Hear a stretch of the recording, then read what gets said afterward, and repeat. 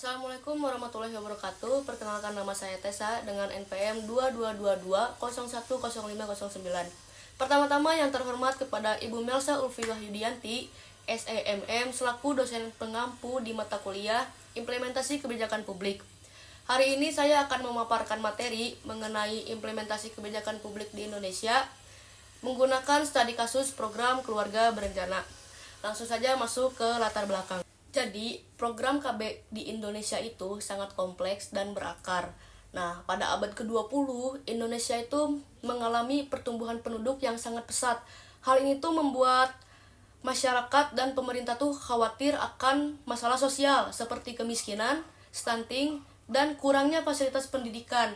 Nah, pada masa Orde Baru di bawah kepemimpinan Soeharto, Indonesia itu mengadakan program KB secara besar-besaran dengan tujuan utamanya untuk menurunkan angka kelahiran. Lalu, siapa saja sih aktor utama yang terlibat dalam pelaksanaan program keluarga berencana? Yang pertama tentunya ada peran pemerintah, dan yang kedua tentunya ada peran masyarakat. Di dalam peran pemerintah itu ada yang namanya Badan Kependudukan dan Keluarga Berencana Nasional atau disingkat sebagai BKKBN. BKKBN itu lembaga pemerintah yang bertanggung jawab atas pelaksanaannya program keluarga berencana. Yang kedua ada Kementerian Kesehatan. Kementerian Kesehatan ini berperan untuk misalnya konseling, penyediaan alat kontrasepsi. Yang ketiga ada pemerintah daerah. Tentunya pemerintah daerah itu yang menyebarkan informasi terkait adanya program keluarga berencana. Lalu yang kedua ada peran masyarakat. Di dalam peran masyarakat itu ada pasangan suami istri. Nah, pasangan suami istri ini aktor utama yang terlibat dalam pengambilan keputusan terkait penggunaan alat kontrasepsi. Yang kedua ada dukungan masyarakat. Nah, dengan adanya dukungan masyarakat, program KB ini bisa berjalan secara kondusif. Nah, yang ketiga ada aktor pendukung seperti kader KB, tokoh agama, dan tenaga kesehatan. Itu untuk mengedukasi apa sih program KB itu.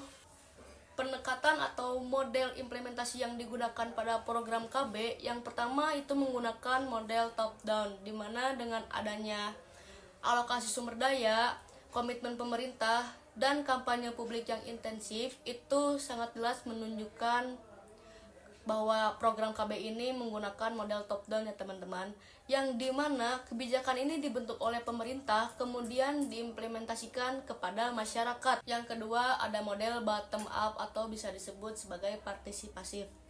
Keterlibatan masyarakat dalam program KB ini menunjukkan bahwa program KB ini menggunakan elemen bottom up, yang dimana keterlibatan masyarakat dan saran dari masyarakat itu dipertimbangkan oleh pemerintah. Nah, ada pun beberapa faktor yang membuat program KB itu berhasil. Yang pertama ada komitmen pemerintah, yang kedua tentunya ada alokasi sumber daya, yang ketiga ada partisipasi publik, yang keempat ada adaptasi, yang kelima ada pemantauan dan evaluasi.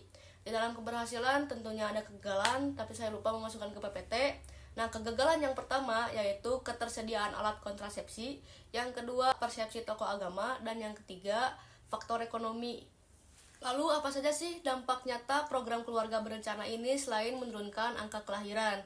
Tentunya program keluarga berencana ini meningkatkan kualitas hidup dan kesejahteraan masyarakat secara menyeluruh, seperti pengendalian penduduk, peningkatan kesehatan ibu dan anak, peningkatan kesejahteraan keluarga, pemberdayaan perempuan, peningkatan kualitas sumber daya manusia, dan yang paling penting mengurangi kemiskinan. Lalu di sini saya ada sedikit saran dan strategi bagaimana pelaksanaan program KB ke depannya.